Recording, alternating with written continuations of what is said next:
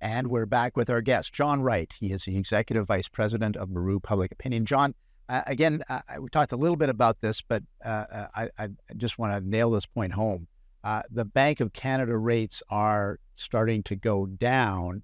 Do you expect a direct impact on consumer confidence and optimism, or is that a longer-term issue? I think consumer confidence is based on a couple of things. One is the familiarity of what it costs to buy the things that you always can buy. And so the pessimism remains because those essential commodities, being shelter and food and some of the other elements that you're used to, are mainly either out of reach or costing you a lot more. So the reality is that even though interest rates come down, that component of personal life is not getting ahead. And I think that's what's going to keep it. And that's the disconnect in all of this. I think the broader issue on this, Tully, is that we're in this stage now that I would refer to as the reckoning. And it's, we've come through the pandemic. And as I said, we built up our bank accounts and we did all of those sort of things. And now when you look at Canada and especially the United States, the credit debt to fuel the buying in the economy, in fact, is now, the credit debt is overloaded. You can't go much further. So I don't really see that, the bank rate is going to have a heck of a lot of impact on this.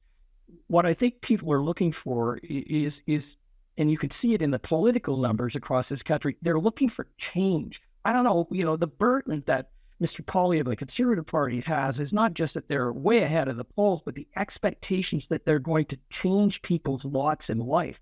Very similarly that the UK situation is now brought upon optimism because we've got a new party in power.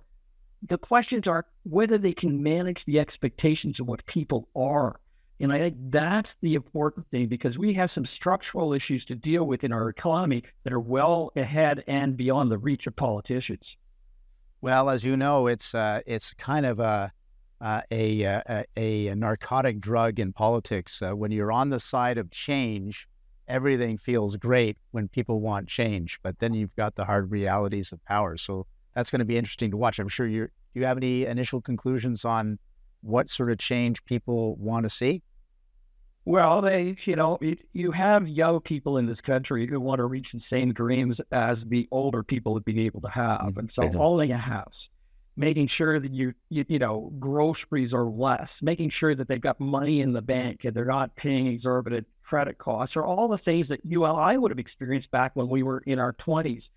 The problem with the expectation, however, is, as I said, we're going to have a structural change in terms of the housing market in order to meet that. I mean, right. You can give people lots and lots of breaks to get into an overinflated cost market, but once they're there, can they contain can you live in it? So I don't know where this is going to go, but all I do know is that if you've got a glut on the marketplace for, let's say, condominiums in some of our major cities right now, and you're not having people buy it, it might be because you're buying a $400,000 condo as a young person, that's 30-year-old or 25-year-old, where you've got to put $70,000 to $80,000 down in the first place, and they just don't have that amount. Right.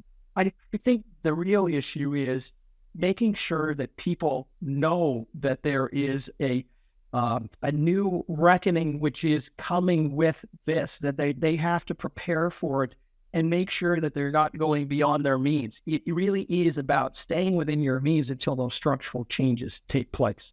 Gotcha. What do you see as the outlook for the next 60 days? I know you do some studies on short-term outlooks like that. It's in terms of consumer purchasing, it's relatively flat.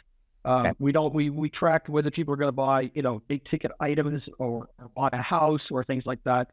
We're not seeing any uptick of any significant nature over the next little while. And it goes pretty much with what we just saw in the GDP. The GDP, in fact, is hanging on by a thread. It beat the street's expectations, but we see sales prices, wholesale and retail prices, in fact, have dropped because, in fact, people are not spending. But we see manufacturing, in fact, plugging away and keeping, the economy up. There is, when Starbucks comes in and it says it's way below its target, it's where people who normally would be able to afford a $7 cup of coffee have said, look, that's a treat rather than a necessity every day. I don't mean to make light of it, but we're into a period of time where people are now retreating and that they are being very careful what they spend on because they just can't afford to move forward in any way at the moment. Indeed, indeed. Yeah, that $7 cup of coffee may not be sustainable day in, day out. I understand your logic there. We are going to take another brief break, though. Maybe our audience is going to get their cup of coffee in that break.